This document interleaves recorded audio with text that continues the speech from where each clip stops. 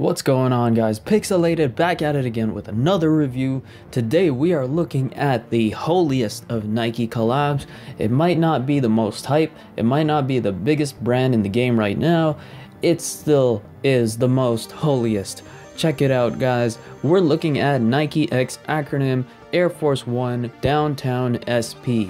It's a mouthful, but this shoe is a lot to take in at once anyway. I'm so glad I was able to get these. If you know anything about Acronym, you should know that they basically won the sneaker of the year in 2016 with their Presto design last year with the Nike X Acronym Presto, which dropped in 3 colorways: bamboo, olive, and the ever so flamboyant hot lava. I was able to get my hands on the hot lava pair off Acronym's website when they dropped. However, it wasn't in regular sneaker sizing. It was my first Presto, so I didn't know they used like size small, medium, large. I got a size medium. Turned out I needed a size small, so I sold my size medium thinking, cool, I'll buy the size small back when I come across one.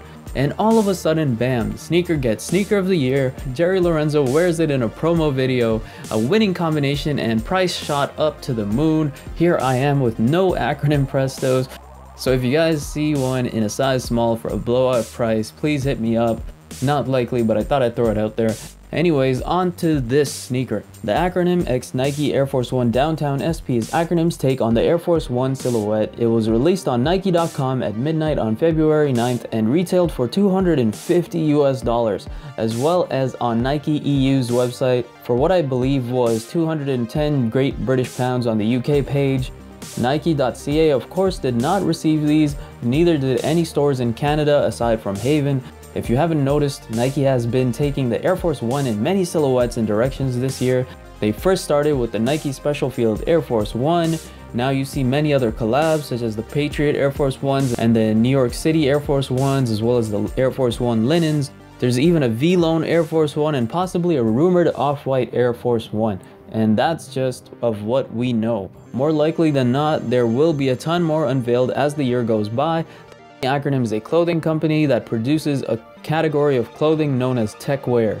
And this is evident in the design because their clothing doesn't just scream high fashion and have an extreme military look, it's also designed to be functional. It is literally the most technical apparel I've ever come across. Their designs come across as very military inspired and akin to something you'd see characters in the popular video game Metal Gear Solid wearing, which is probably why their apparel appeals so much to me. I grew up on Sony and Metal Gear Solid was a fun part of my childhood.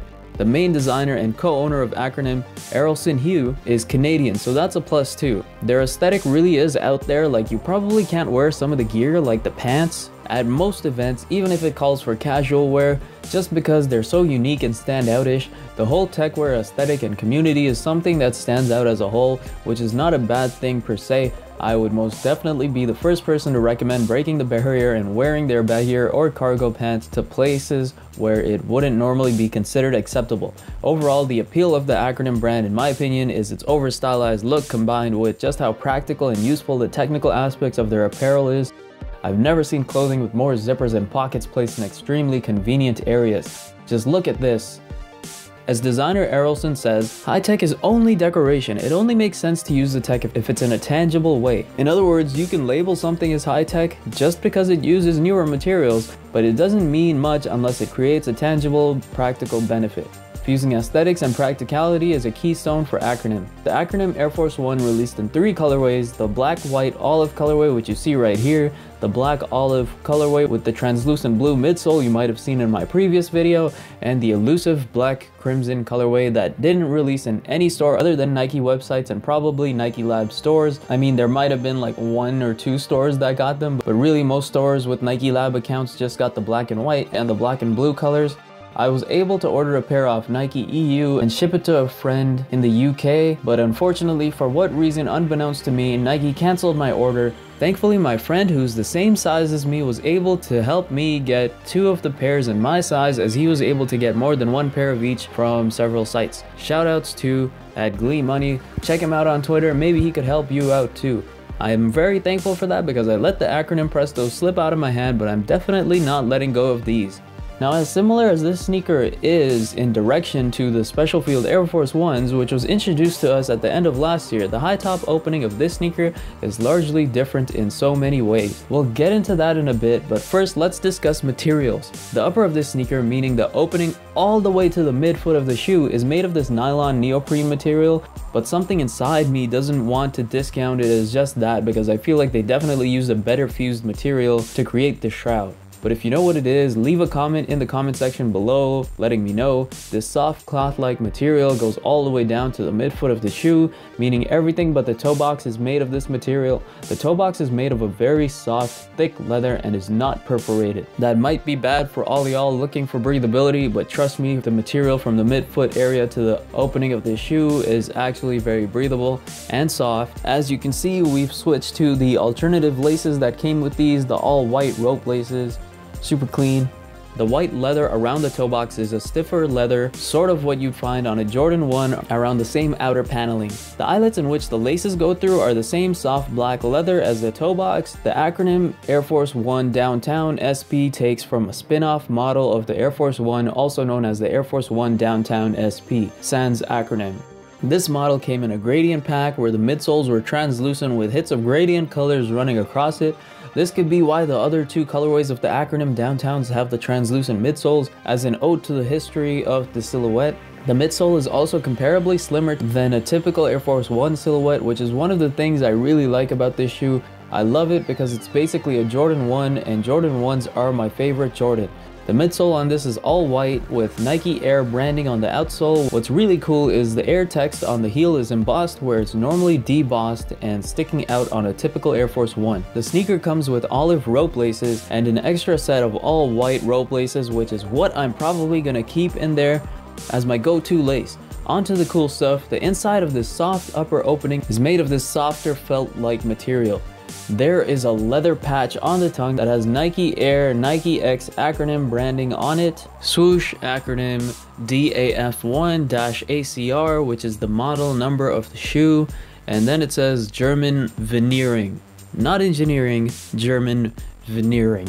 We have a white Nike swoosh on the lateral side of the midfoot riding along the back in typical Air Force One Jordan 1 fashion to the heel counter with olive cross stitching going across the perimeter. But what's different is that the swoosh doesn't continue onto the medial side. Instead, the medial side is blank, save for the zipper riding from the top of the opening to the mid panel area. I actually think this looks really clean versus the swoosh being on both sides, and the zipper gives it a nice little shine and pop without overdoing any form of design on the medial side. The zipper is olive and white, interestingly enough, and is a YKK zipper because we all know YKK equals quality. The back side of the zipper flap is lined with a thicker felt-like material, maybe it's suede, and the outside panel, once the zipper is unzipped and exposed, is a nice soft leather. Another standout feature of this sneaker is the white heel counter with the Acronym logo and ACR text written below it. This heel counter extends inside the shoe to wrap around and reinforce the rest of your heel, so don't worry,